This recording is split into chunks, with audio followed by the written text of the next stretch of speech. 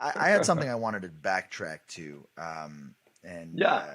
we're going to talk about it when we came back from our commercial break, and then we kind of got sidetracked. But or it could have been your individual point.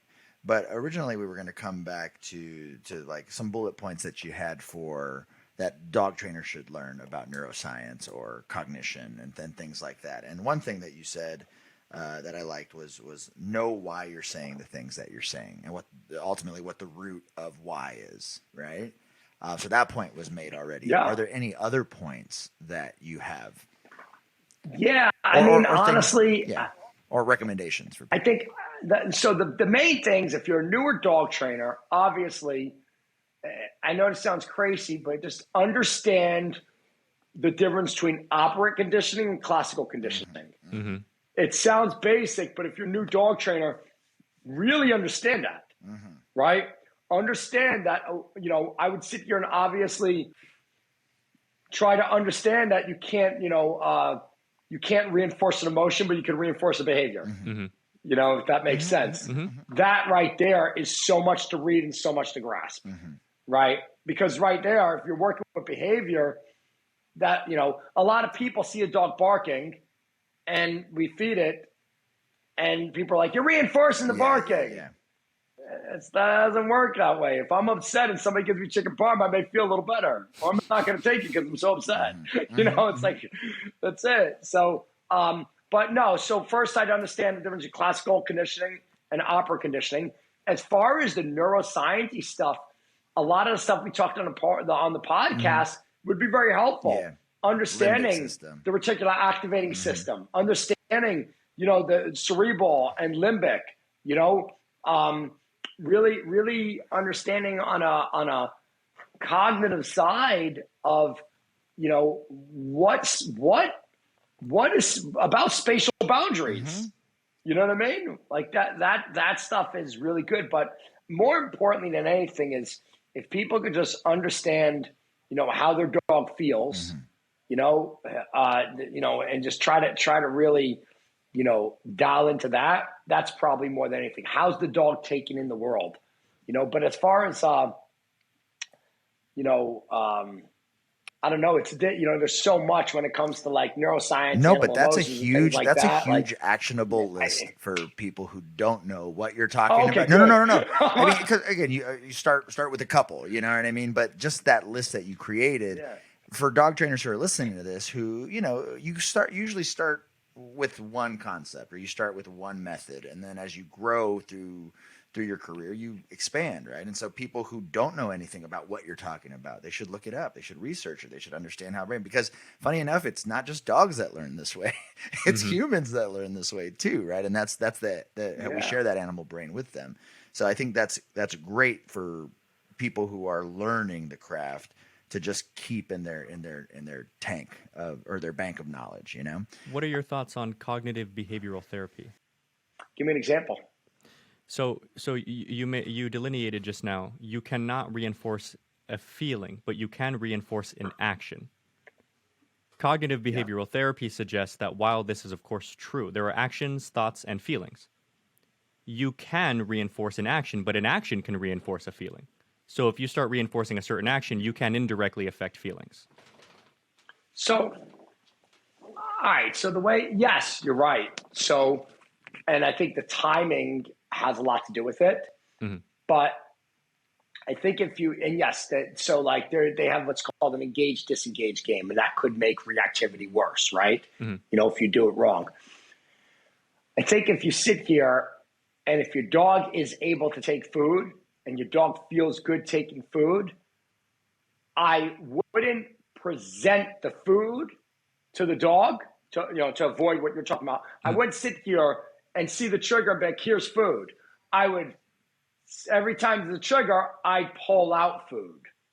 And eventually the dog, what's that? And then maybe grab the food. You see what I'm saying? Or, you can, whatever. Because the bottom line is like, if I condition a dog's name, that every time I say its name, it comes back. It's like engrams a program. It naturally comes back. Then I'm just distracting the dog from the trigger. I don't want the trigger. I want the trigger to predict that food's coming, not the behavior, right? So it's like once I see the trigger, the food's coming out. That's it. And I'm not giving the food. I'm usually presenting it. If the dog won't take the food, then you don't get the food. It's okay. But dog has to choose the food, because I think if we just constantly shove food in a dog's mouth, that you may get that. You have a chance, right? Timing is huge. No, I think you made a good point. It has a lot to do with the timing.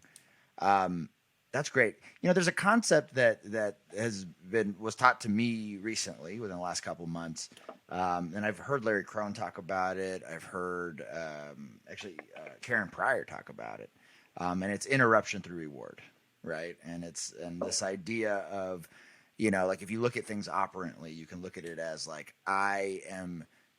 Dog's in the middle of a reaction, click treat, right? Like, I do that all the time. Right. No, for sure. And to the new up and coming dog trainer, like I understood it in theory, and then when I put it in practice, I was like, oh yeah, duh, it makes complete sense because that's how I get sometimes dogs to offer me a response in the first place. So could you explain to the audience? I'll frame it. So pretty much, there is a way that you can interrupt reactions, which sometimes can be perceived as you might be rewarding the behavior, right? And as you mentioned, you can reward a behavior, not a state of mind. So pretty much it looks like this. Let's say I have a dog reacting, right? And correct me if I'm wrong, okay? If I have a dog reacting towards something, if I wait for the behavior to be complete and I mark and I treat, technically I could reinforce that behavior, correct? Yeah. Okay. Yeah. However, if in the middle of that reaction, if I have a charged marker, like a clicker, or the clicker is used as a distraction to break focus for I do that all the time, split second, I can actually recondition the dog's reaction to that trigger, like you were just talking about, to re-engage with me or to assume with the food, right? So that's what inspired me. You do it 6, 7 times. You're not going to have to click anymore because the dog's going to look back because it's expecting the click every time it sees the trigger. Basic counter conditioning. Yeah, I think that's a great idea because dogs are fortune tellers. Dogs predict shit, right? Yeah. The bottom line is, could you give the audience like some common, like the practice or like a common, like what would that help solve? So here's what I'll do. So I'm going to sit here. I'm going to throw food. I'm going to click a clicker and I'm going to throw food. Right? I'm going to click a clicker, get it, throw food. Click a clicker, get it, throw food. Now when a dog grabs the food, I'm going to click a clicker again and throw food. Dog's like, oh shit, I should have responded to that clicker quick enough because I didn't see you throwing food. Then he goes to grab it. As soon as he grabs it, click, oh shit, right? Didn't even get that food in his mouth. He's got a response. Now we're creating that reaction time to that click, right? Then I'm going to do that in the foyer. I'm going to do it in the hallway. I'm going to do it outside. And then I'm going to go look for a trigger. And as soon as I see that trigger, the dog looks, click, oh shit, we're doing the game, right? And I may throw the food, I may chase the food, I may whatever, but the bottom line is we're playing a game. And that window, that you have a window of opportunity, right? The window of opportunity of getting that food, I don't know, just coincidentally happens to be when you see the triggers. I'm not purposely doing it. It just happens to happen, right? So now we see the trigger, dog looks, click, bam. So now that I know I got it, I'm going to start waiting for the dog to load a little more, a little more, a little more, a little more. Until what's going to happen is that dog's going to see the trigger. I'm not even going to see the trigger. Dog's going to be looking at me like, what's going on? Because it's predicting shit. Yeah. But we have to start there and work our way over. And that's the most simplest way I can explain. No, and I think that's beautiful because and what I love about it, it's you're clicking. Once you've charged that click, you're clicking when you would normally, when a compulsion trainer would normally correct. Exactly. So you're just saying two things. Number one, you're disrupting behavior. Number two, what's really happening? The dog's going limbic, and then you're activating the cerebral cortex. Dog's like, whoa, what was that? Where did it go? Where did it go? And to go back to your point, you're creating curiosity. Exactly. So it's full circle. And it's all, again, it's, there is time, and place for that correction. But if that dog is loading and you correct it, you may just trigger it even more. Or it's predicting stress. So I want, like you said, I'm going to have a better time predicting curiosity. A lot of times I like to step away from the dog when it's loading, because I want the dog to feel like a little abandonment. Like, where'd you go? You know what I mean? And then it's going to take a step towards me, and I'm like, I'm the party. That's super fascinating because I agree with what Brent was saying. Like, you're creating curiosity, you're engaging the cerebral cortex, but you're also kind of fostering decision making. Because in correcting the dog, they don't really get the decision. Even if the dog wants to continue to lunge, if you're getting pulled on with a prong collar, you're gonna stop. The dog may like fight about it for a bit, but it is interesting to be able to talk a bit more about, like, well, how about I let the dog choose to come to me? Because you said yourself, like, I'm not going to start the praise, the reinforcer, whatever you want to call it, when the dog looks. I want them to make the decision to head my way, and then I jump onto the step. I want that step. Once they step towards me, then I'm like, yes, right. That buy-in. And then I like to reward that. I like to reward that with play. If we do personal play with our dog. Personal play, no choice. You could take that anywhere. And then use what you want to do is you want to use play as a measurement for how your dog feels. If my dog could play in front of a trigger, it ain't a trigger. That's it. And would you say if the dog doesn't play even in a calm environment, that dog's not then you got work to do. There's so many variables. Yeah. Maybe you don't have the right relationship with your dog. Maybe you're too authoritative. Maybe you need to chill a little bit. Yeah. Maybe the dog is fearful. Maybe the dog's uncomfortable, but there's something going on, because remember, the seeking system is the bridge to play. You can't get the play without seeking. Have you noticed this? So I work with the Los Ops Rescue in Los Angeles. So some of the toughest dogs I've ever worked with are little. Like the Dachshunds. Dachshunds are the hands down the toughest dog you'll ever work with in your life. There's nothing worse. 100%. I have a 100%. So with these dogs, what I've noticed, with most dogs that are human biters, at least what I've noticed, that are actively going after you as a human. You know that whole saying, like a square is a rectangle, but not every rectangle is a square, right? Like, I've noticed that a lot of these dogs they have underdeveloped play. They have underdeveloped, drive expression, right? And a lot of because they were coddled or under-socialized or never played with or whatever it might be. Do you find that to be some validity to that? So I feel like a lot of those dogs just aren't confident, and a confident dog will not have that drive. You know what I mean? Like, it's not, you could build it, but it's not, it just goes back to those dogs. So a confident dog will not have an unconfident dog will not have that drive. Got it. You can see a dog's confidence and commitment if they bite the tug toy.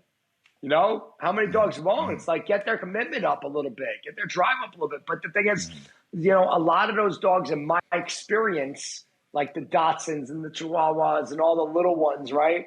A lot of them are under socialized, so they didn't get enough exposure as puppies. And then what happens is, and this happens all the time, somebody sits here and when the dog's like 10 weeks old, and somebody goes, "Oh my God, it's a fucking puppy!" Right? And the puppy's like, "Holy shit!" Right? And then we smother the dog, and the dog's like, "I was really uncomfortable." And then one day the dog's like, right? And it's and then what do we do? As soon as that dog snaps, what happens? We give it space.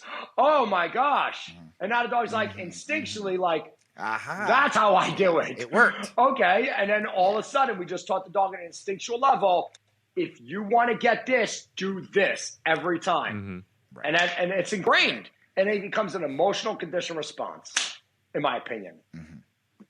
No, that's moves and counter moves. Right. Dogs are smart. That's definitely something that I feel like all of us are telling clients all the time. Is like, socialize your dog, but that doesn't mean pass it around like a hot potato. There's a such thing as like overhandling. Yep. I think with socialization, your dog has to think everything is pleasant and neutral. A lot of mistakes we make with socialization is we distract the dog from the environment. Let the dog see it. Again, hand out with food. Let the dog come back and grab food when it sees you. Dog's gonna. I want the dog to look at everything, and when it turns back and looks at me, holy shit, I get chicken parm. I love chicken parm. I do too. That's a fascinating point because I know what you mean about, like, you want to distract the dog often. I guess like the puppy, you're just kind of like, here, come here. in a weird way, I guess I've never thought about it like that. It's almost like fostering insanity. Imagine going out trying to see something new and somebody's nagging you the whole time. Yeah, I can see that. Exactly. But imagine if every time you turn, that person's got good stuff, you're going to be like, yo, the environment's great. You're better. I mean, I'll tell you what. I'm having a tough time with my puppy. It's a motherfucker. But I got to tell you, like, I desensitized the hell out of this dog. She doesn't give a shit about anybody in New York City. Like, people are like, oh my God, it's a puppy. She just looks at him and looks at me. She's like, busy. But but she doesn't, she's not against it. She just doesn't, it's not stimulating. Right. You know what I mean? Mm-hmm. So it's just great. And that's exactly what I did. People would go and say hi, and I would just pull out food. And she'd be like, no, he's got food. Sorry, I'll catch you later. He's got food. But I wasn't like, here you go. I just pull out the food, and that's it. That's the best thing I can tell people that they're probably not doing is just capture the moment with happen to have food on you. You know what I mean? It's true. Can you maybe give like a couple of clear, straightforward examples on how newer trainers can go about fostering more decision making? Like you said, you weren't giving the food necessarily, you were just bringing it out of your pocket, and if the dog wants it, then they can come and get it. So maybe a couple of easy ways, inside, outside, whatever the case, of how you would teach them to make that decision. Well, first and foremost, get a long line, okay? Be in a safe place, and start walking away from your dog. That's it. Start walking away, and see the decision the dog makes. If the dog hits the end of the leash, well, then you got management, right? And then, but a lot of times dogs will look at you and drop your hand with food. You have to have your training pouch. You have to have your food in your hand. I say in your hand, have 5 reps at all times. If you're doing this stuff, have 5 reps so you don't have to reload, right?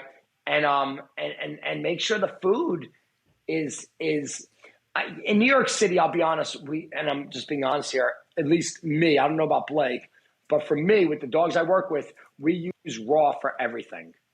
Okay, so when I'm working these dogs and I drop my hand, that's raw food in my hand. You know what I mean? It's not kibble. A dog is not going to give a shit about kibble in this environment. It's too noisy, but so that's, what I'd say is, just make it easy for the dog to notice you have food, and then little by little creep behind the dog while you're holding food, and just be patient. The problem is I feel like we have too much expectation, and it's like, why do you have an expectation? Time limits. Yeah. It's like I think there's no expectation right now. That in and of itself like opens up all of these perspective shifts. You know what I mean? Just like Michael Ellis. Right? We talk about Michael Ellis all the time because he was such a great guest, but. He said, he goes, how do dog trainers train dogs? Over months, like their own dogs. We train our dogs over months, not in 3 weeks, not in 6 weeks. And so if you can get people to understand that and have reasonable expectations over time and understand this is going to take 6 months, 8 months, 9 months, 10 months, and get them to buy into that versus them get frustrated on a 4-week time frame, then they're going to be a lot happier, and the dogs will be happier, and they'll be better for it, and the behaviors will exist longer. So I love that. Yeah, man. No expectations. That's it. And I think that's the problem. I see it all the time. And I'm not. And again, we still need to teach a dog, a level of compliance where you have to be appropriate in this environment. Don't let the dog get away with everything. We're not crazy, but just realize what you expect and what you don't. And I think people probably will have more patience because they realize where their dog's at, and that may help everybody. I think so.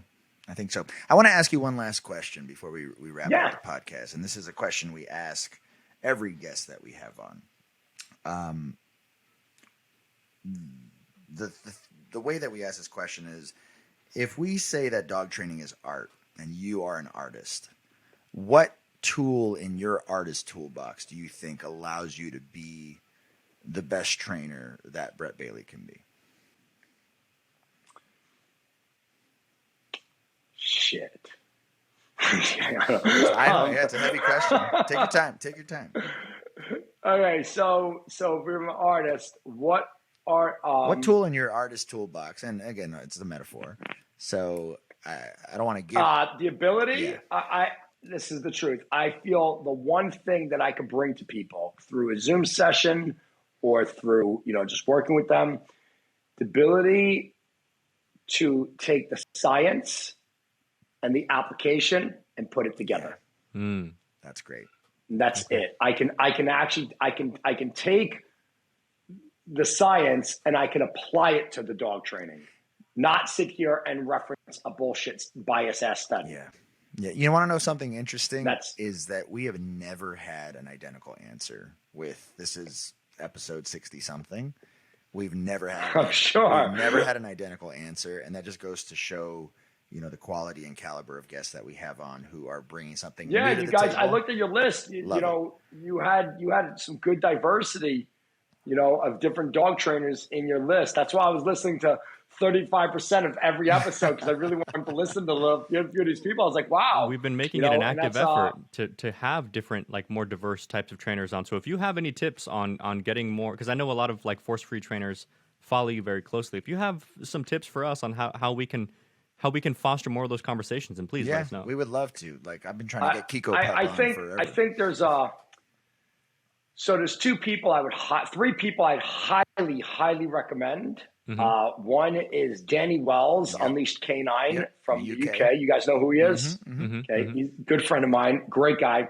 The other one I would say is Amy Cook, who I've done lives with her, who is just an amazing person, and she teaches play. She's part of Denise Fenzi's school. Cool. Okay. She's actually, I believe, she's a researcher. That's amazing. So she's a scientist. Yeah, no wonder you guys get along. Oh no, she's great. But she's got some good stuff. And I would absolutely say Shelley from the Inglenook Academy. Yeah, who is the ethologist that I work side by side with her a lot with a lot of stuff.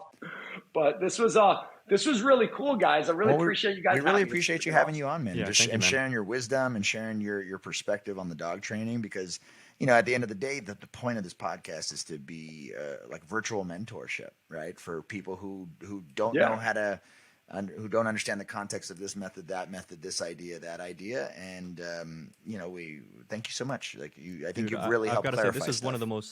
one of the most stimulating conversations I think we've ever had, and I mean that.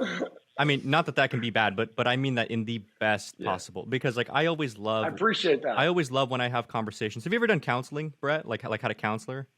Have I had a counselor? Yeah. Not in a while, but when I was a life coach, I had a mentor. I believe you should always have a mentor. So I always, in everything I've ever done, including now, I've always had a mentor. You guys, you know that feeling then of you've had a conversation before that was so dense in a good way that you almost have to it's almost like after a hard workout, everything else is halfway muted around you and you just need time to dissect. That was this conversation. And I appreciate it. Thank you. I appreciate that. Yeah. And then if anybody, if any of your listeners, if they're newer trainers and they're interested in booking a Zoom session with me, they could go to my website and they fill out it's a section that says trainer. And they can fill out, ask some questions about their experience and so on and so forth, and I welcome any trainer, to be open, honest, and, and I'd be more than happy to share. I don't believe I'm above anybody, but I just know that I have something I can provide to some people. Right. Sure. All right, guys. Thank you again for listening. This is season 2, episode 7. We had a very special guest, Mr. Brett Bailey. We want to thank you so much for joining us, Brett. Those of you guys who are just closing out, you guys want to go ahead and follow him. Go ahead and follow him at who'sagoodboy_industries on Instagram, TikTok, and Facebook. And go ahead and check out his website at www.who'sagoodboyindustries.com. Thank you so much for being on, Brett. We really, really appreciate it. And thank you again, everyone, for listening. Again, my name is Brent, and that guy is Mariano Alvarez, Mr. Brett Bailey. And we will see you guys in episode 8. Peace. Thank you for listening to the Dog Trainers Podcast, a podcast created by dog trainers, for dog trainers, or anyone who's ever fallen in love with man's best friend. We really hope that you enjoyed this episode and can't wait to be back with you guys. Be sure to follow us at Dog Trainers Podcast on TikTok, Instagram, and YouTube. And don't forget to punch the hell out of that subscribe button and leave us a review. Remember, guys, this is your podcast. You're the best listeners in the world, and we'll see you next time.